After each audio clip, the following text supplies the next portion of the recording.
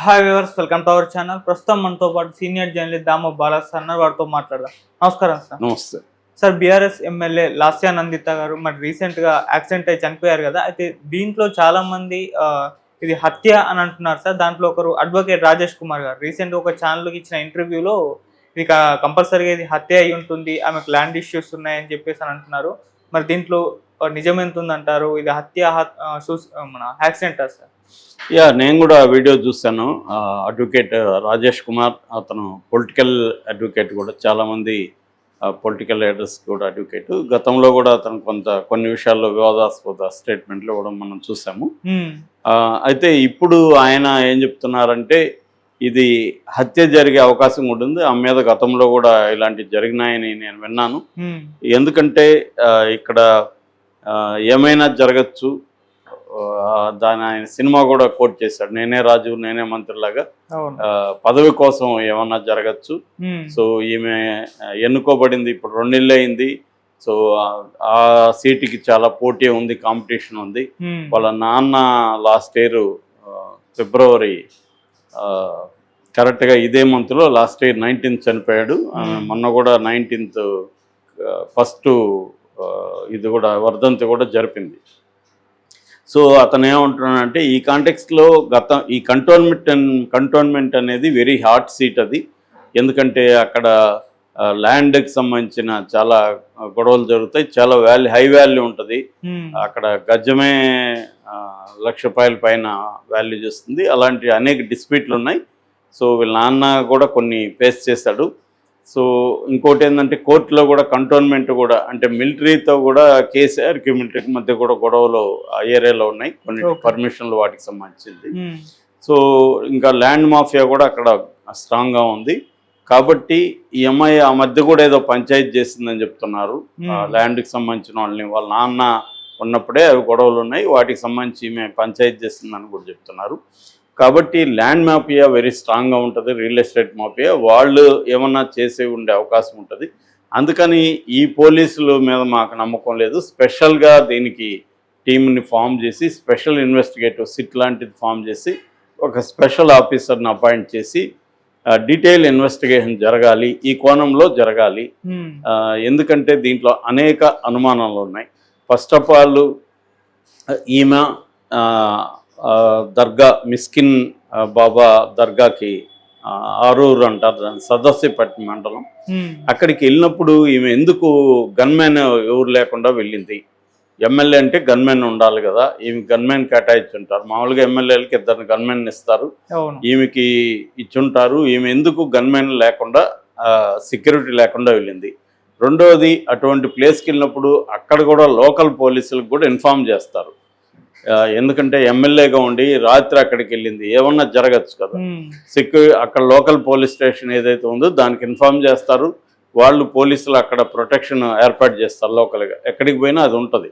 అటువంటి ప్రోటోకాల్ ఏమీ ఫాలో కాలేదు. ఎందుకు కాలేదు? సో అక్కడ ఆ ఊర్లో వాళ్ళకి కూడా ఈమె వచ్చినట్టు తెలియదు. వాళ్ళని ఊర్లో వాళ్ళు అడిగితే వాళ్ళు ఛానల్తో కూడా ఏం చెప్తున్నారంటే మాకు తెలియదు సార్, ఇప్పుడు మీరు చెప్పే వరకు తెలీదు, మేము సదాశివపేట అనుకుంటున్నాము. న్యూస్లో అంతా కూడా సదాశివపేటలో దర్గా అన్నారు, అక్కడ కూడా దర్గాలు ఉన్నాయి, అందుకని మేము అక్కడ అనుకుంటున్నాం, మా ఊరికి వచ్చినట్టు మాకు ఐడియా లేదని చెప్తున్నారు. అంటే అక్కడ లోకల్ పోలీస్ స్టేషన్కి ఇన్ఫార్మ్ చేయలేదు, గన్మెన్ని ఎందుకు తీసుకెళ్ళలేదు ఈమె అనే యాంగిల్ నుంచి కూడా విచారణ జరిపించాలి అనేది అంటున్నారు. అలాగే డ్రైవరు అతనేమో ఫ్రెండ్ అని చెప్తారు, తర్వాత పిఏ అంటారు, మళ్ళీ కొత్తగా పెట్టుకున్న డ్రైవర్ అని రకరకాలుగా ఊహాగానాలు వస్తున్నాయి. యాక్చువల్గా గతంలో యాక్సిడెంట్ 10 రోజులకు ముందు యాక్సిడెంట్ జరిగినప్పుడు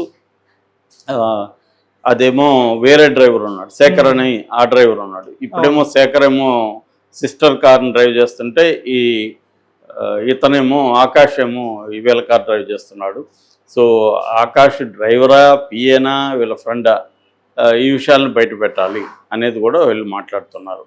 సో మూడవది ఏంటంటే అది క్లియర్గా టిప్పర్నే ఢీకొనిందా లేకపోతే ఇంకా దేన్నైనా ఎవరైనా ఢీకొన్నారా, ఇది వెళ్ళి ఢీకొనిందనే యాంగిల్ నుంచే ఇప్పుడు మాట్లాడుతున్నారు. రివర్స్లో ఆలోచిస్తే వేరే వెహికల్ వచ్చి దీన్ని ఢీకొని ఉండొచ్చు కదా. సో అప్పుడు డ్రైవర్ది తప్పు లేకుండా వేరే హత్యా ప్రయత్నం అయిండొచ్చు కదా, ఆ యాంగిల్లో మీరు ఎందుకు చేయట్లేదు? ఎంతసేపు మీరు ఒక నెరేటివ్ పెట్టుకొని ఇది టిప్పర్ని ఢీకొనిందా ఇంకొకటి యాక్సిడెంట్ అనే కోణంలో నుంచే చెప్తున్నారు తప్ప ఇది రివర్స్లో వెహికల్ని వేరే వెహికల్ వచ్చి కొట్టేసి వెళ్ళిపోయిండొచ్చు కదా. మామూలుగా టిప్పర్ని కొట్టున్నా ఇంకోటి కొట్టున్నా టిప్పర్ వాడు ఇన్ఫార్మ్ చేయడం ఏదైనా జనరల్గా చేస్తారు, ఎందుకంటే యాక్సిడెంట్ అయ్యి వాళ్ళు వెళ్తున్నా దొరుకుతారని తెలుసు వాళ్ళకి. సో ఇది ఇంత మేజర్ యాక్సిడెంట్ అయినప్పుడు కనీసం వాళ్ళు ఫోన్ చేసి చెప్పడం అదేదన్నా ఉంటుంది. సో అవేమీ లేదు. ఇతనికేమో ఇమీడియట్గా ఇప్పుడు వెరీ సివియర్ గాయాలు అంటున్నారు. సివియర్ గాయాలైతే ఇతను ఇమీడియట్గా ఫోన్ ఎలా చేయగలిగాడు? ఫోన్ చేసి మాకిద్దరికి గాయాలని ఎలా చెప్తున్నాడు? వాళ్ళ ఇంటికి చేశాడని చెప్తున్నారు. 21 నిమిషాల్లో వీళ్ళు బయలుదేరిన 21 నిమిషాల్లో వాళ్ళకి ఫోన్ వచ్చింది. సో ఇటువంటి అనేక డౌట్లు ఉన్నాయి. రెండోది టిఫిన్కి ఆ టైంలో 4:30-5 మధ్య బ్రేక్ఫాస్ట్ ఈ రోడ్లో ఎక్కడ ఉంటుంది? ఇంకా వాళ్ళు సికింద్రాబాద్ టౌన్ సిటీ అటువైపు ఉంటుంది కానీ ఇటు ఎక్కడ ఉంటుందని వీళ్ళు వెళ్తున్నారు. దానికి ఏదో దాబా స్టోరీ చెప్తున్నారు. దాబా ఆ టైంలో దాబాలు ఎందుకు ఓపెన్ చేస్తుంటారు? ఒకవేళ ఓపెన్ చేస్తుంటే అప్పుడే ఆగి తీసుకుంటారు కదా, దాన్ని మళ్ళీ వెనక్కి వచ్చి అదే రూట్లో ఎందుకు వచ్చారు? సో ఈ యాంగిల్ అంతా కూడా డౌట్లు ఉన్నాయి. దీన్నంతా కూడా విచారించాలి అనేది, అంటే ఒక హత్య చేసి ఉండే అవకాశం ఉంది. ఎందుకంటే గతంలో ఈమె ఈ 3 నెలల కాలంలోనే ఇది 3వ యాక్సిడెంట్. ఫస్ట్ యాక్సిడెంట్ అంటే ఒక లిఫ్ట్లో ఆమె ఇరుక్కుపోయింది. ఒక షాపు ఓపెనింగ్కి వెళ్ళి లిఫ్ట్లో ఇరుక్కుపోయింది. అక్కడ కూడా 3 గంటల సేపు లిఫ్ట్లో ఉండిపోవాల్సి వచ్చింది.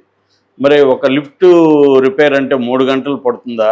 అక్కడ ఏమన్నా కుట్ర జరిగిందా అనే యాంగిల్లో కూడా చేయాలి. అంటే ఈ మీద ఏమన్నా ముందు నుంచి హత్యా ప్రయత్నాలకి చేస్తూ ఇది సక్సెస్ అయ్యారా, 2 ఫెయిల్ అయ్యి చేయరా?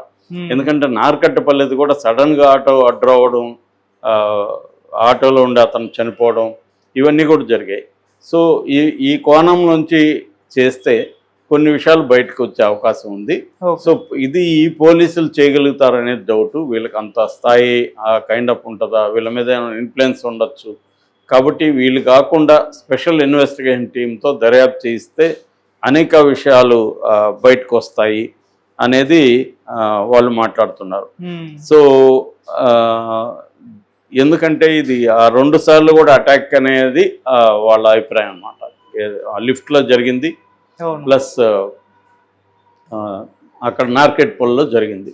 సో ఎందుకంటే అక్కడ ల్యాండ్ మాఫియా చాలా బలంగా ఉంటుంది కాబట్టి వాళ్ళు ఏమన్నా ట్రై చేసి ఈమెని చంపేస్తే నెక్స్ట్ కొత్త ఎమ్మెల్యే వస్తారు, అప్పుడు మనం డీల్ చేసుకోవచ్చామని అనుకున్నారా అనే యాంగిల్ కూడా వాళ్ళు మాట్లాడుతున్నారు. ఎందుకంటే అందరికి కూడా ఆయనే కాకుండా సామాన్య ప్రజలు కూడా ఈ డౌట్స్ ఉన్నాయి. ఆయన అడ్వకేట్ చెప్పిన దాంట్లో ఏమీ ఇది లేదు, అంటే ఖచ్చితంగా ఆయన ఇది హత్య అని చెప్పట్లేదు.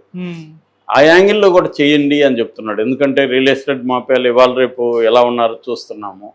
పెద్ద ఎత్తున 100,000 కోట్ల ప్రాపర్టీస్ కంటోన్మెంట్ ఏరియాలో వివాదాల్లో ఉన్నాయి. సో వివాదాలు ఉన్నప్పుడు ఈమె పంచాయతీలు చేస్తుంది. ఎమ్మెల్యేగా అదే ఆమె తప్పేం కాదు. ఎమ్మెల్యేగా ఎవరైనా వచ్చినప్పుడు వాటిని డీల్ చేస్తారు. తన నియోజకవర్గంలో ఉండే సమస్యల్ని ఆమె సాల్వ్ చేయాల్సిన బాధ్యత ఉంటుంది. ఆ రకంగా ఆమె చేయడం తప్పు కాదు. కానీ దానివల్ల ఏమన్నా స్కోప్ ఉంది. ఎందుకంటే ఇది 10 రోజుల వ్యవధిలోనే second accident, just 10 days gap. అంతకుముందు కూడా పెద్ద గ్యాప్ లేదు ఆ లిఫ్ట్ యాక్సిడెంట్ కూడా. సో లిఫ్ట్ యాక్సిడెంటు, అక్కడ నార్కట్పల్లి యాక్సిడెంటు, ఇప్పుడు ఇక్కడ. సో ఈ 3 యాంగిల్స్ని చేయాలి. రెండోది డ్రైవర్ ఏం చెప్పట్లేదు, నాకు కళ్ళు బయలు గమ్మింది అది ఇది అంటున్నాడు. 3 రోజులు దాటినా కూడా మామూలుగా అయితే 3 రోజుల తర్వాత కనీసం మెమరీ ఉంటుంది, అది ఎందుకు లేదు మరి దాని వైపు నుంచి కూడా ఆలోచించండి అని చెప్తున్నారు. సో ఫోన్లో కూడా ఏమేమి డీటెయిల్స్ ఉన్నాయి.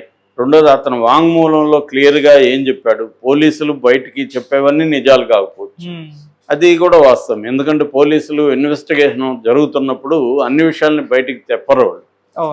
దాని ఇన్వెస్టిగేషన్ మీద దాని ప్రభావం పడుతుంది కాబట్టి వాళ్ళు కొన్ని మాత్రమే చెప్తుంటారు. ఒక్కొక్కసారి మిస్లీడింగ్ కూడా వాళ్ళు చెప్తారు. సో ఆ యాంగిల్ ఏమన్నా ఉందా అనేది వీళ్ళు చెప్తున్నారు. బట్ బీఆర్ఎస్ వాళ్ళు అయితే ఈ డిమాండ్స్ ఎవరు చేయట్లేదు. రేవంత్ రెడ్డి కూడా ఆ యాంగిల్లో చేయమని కూడా ఏం చెప్పట్లేదు.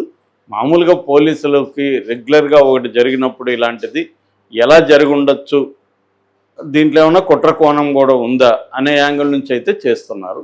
ఓకే. మరి ఈయన అడ్వకేట్ చెప్తున్నట్టు దీంట్లో ఏమన్నా హత్యా కోణం ఉందా అనేది బయటికి రావాలి. ఎందుకంటే అనేక అనుమానాలు అయితే ఉంది. ముఖ్యంగా గన్మెన్ లేకుండా వెళ్ళడం, గన్మెన్లు ఏమయ్యారని తెలియడం, ఆ టైంలో టిఫిన్ రోడ్లో మళ్ళీ వెనక్కి వెళ్ళడం, ఆ పాపను కూడా దించేసి, సో ఇలాంటివి అనేక అనుమానాలకైతే దారితీస్తున్నాయి.